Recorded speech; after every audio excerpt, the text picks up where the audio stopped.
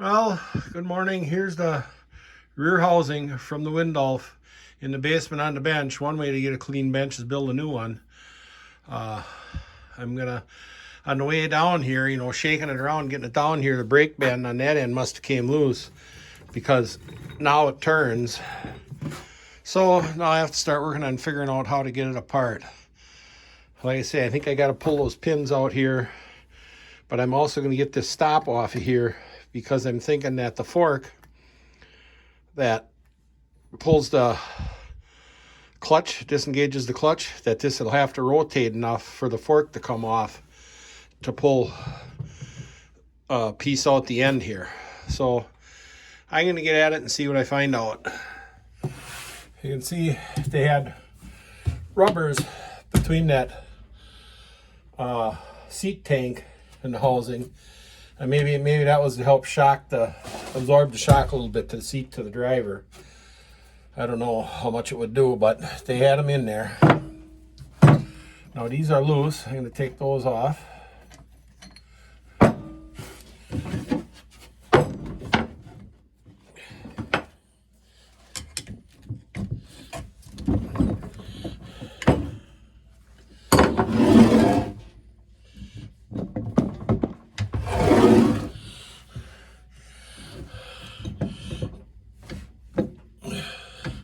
See, it goes in and out some.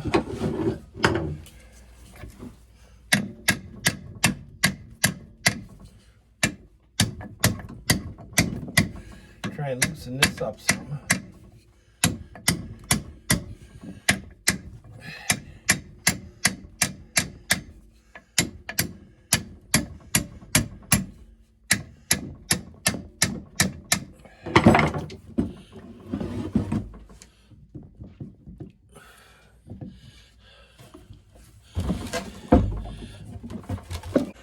I think I'm going to try pulling this pin on the brake band.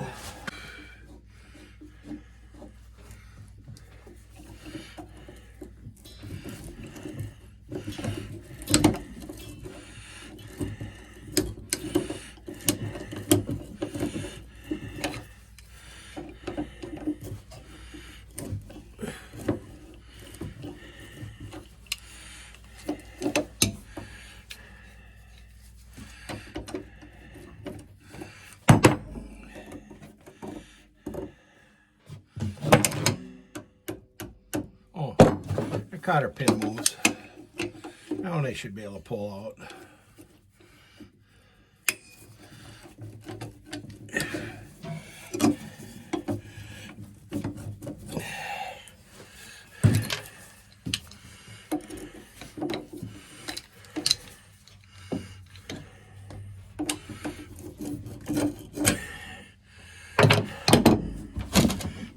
So now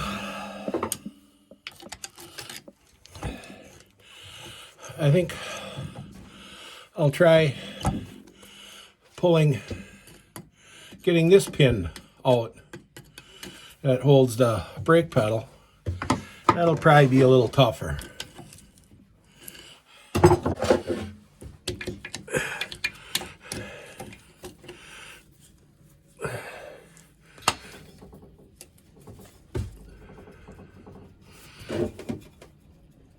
Oh, it wiggles.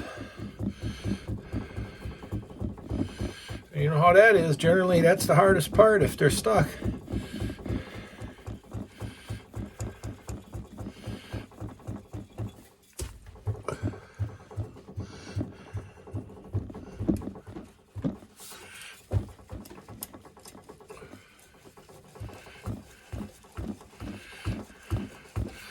Work that rust free.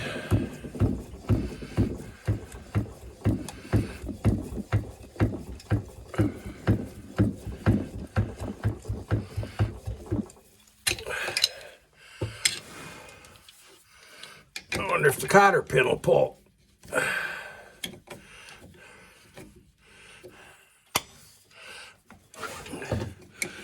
Or the split pin.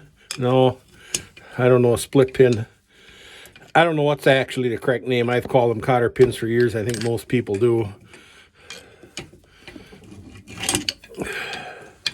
I think there's actually some other correct name for them.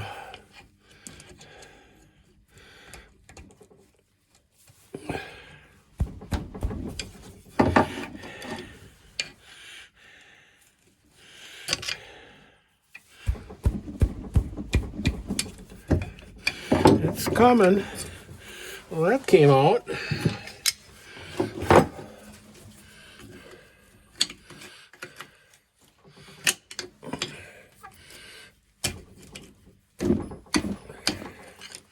We'll work it back and forth some to loosen it some more.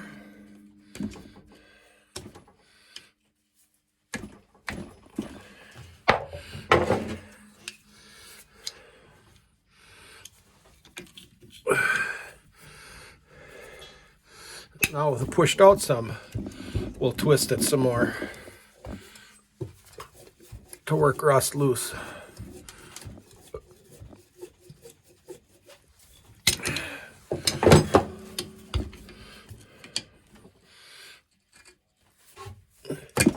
Oh, now we can get a hold of it there.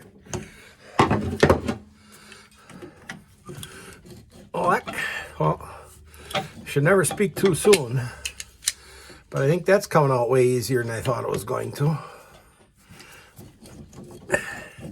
Got that pivot out.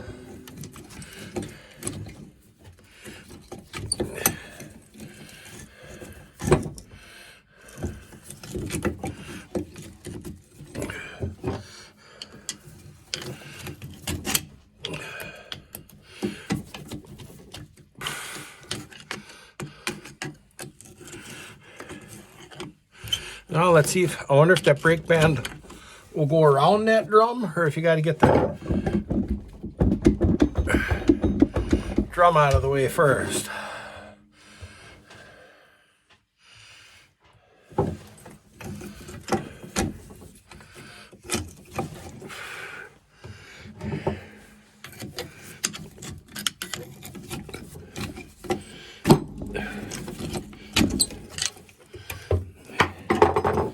It almost looks like it'll come around it. There. That brake band came out.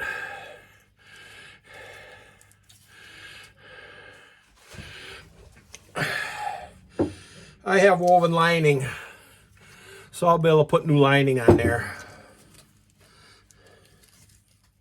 I'm sure I have some woven lining.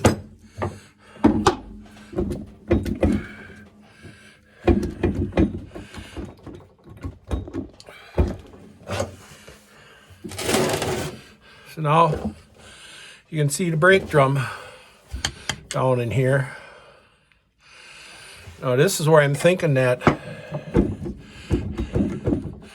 if the fork in here rotates, maybe that lets this part of it come out, because the drum is smaller than this hole.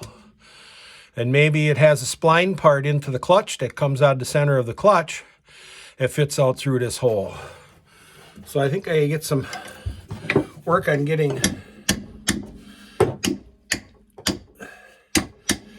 this to rotate. Get that fork in there to rotate, and maybe the end will come out. I gotta go get some more tools and some penetrating oil to slowly work into this shaft. Oh.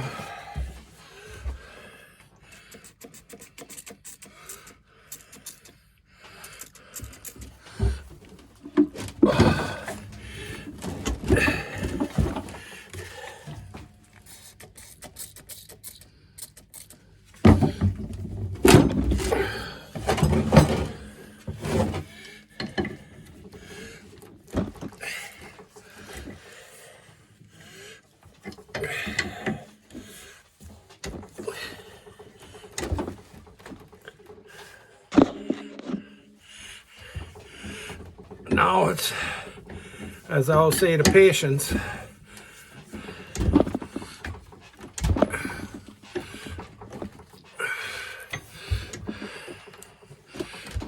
work this back and forth, try and get it freed up.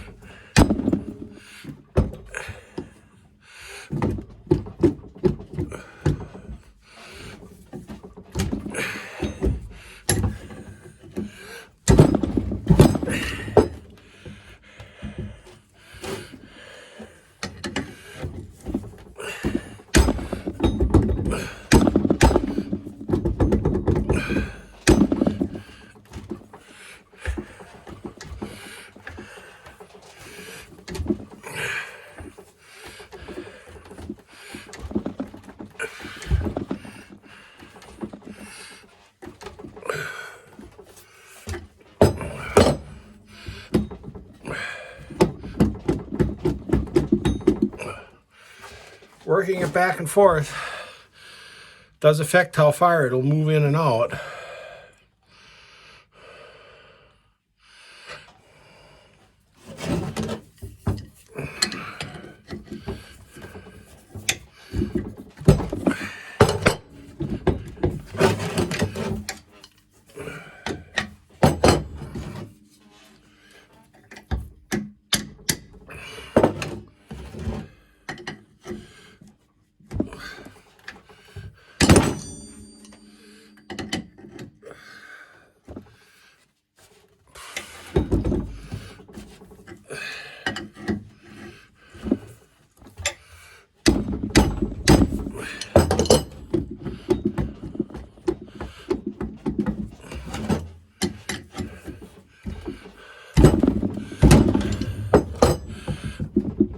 Well, you don't have to sit and watch me do this forever.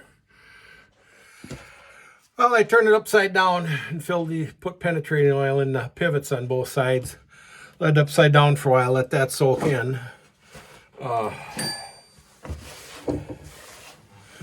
I work on getting this brake lever out of here.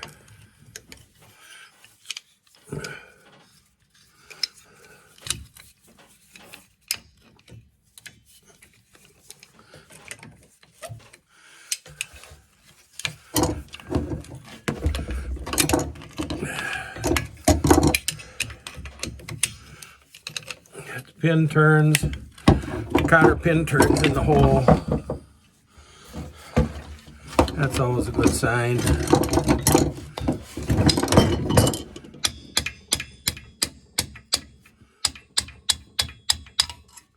Cotter pins out.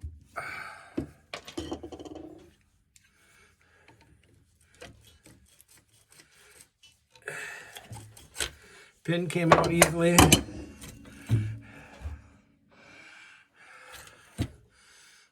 Let's see if the other pin will move.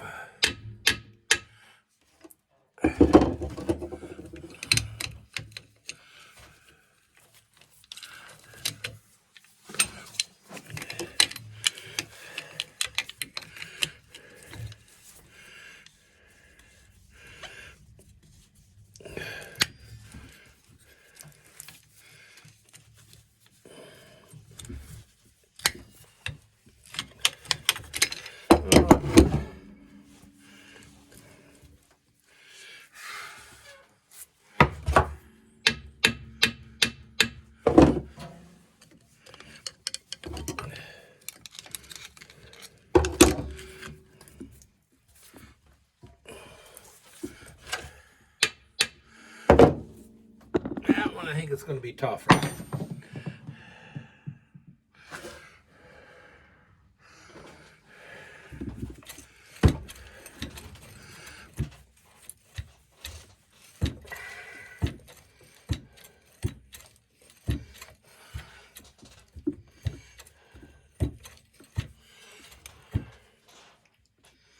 Well, I have some other things to do. I think I'm just going to let that penetrating oil soak for a while.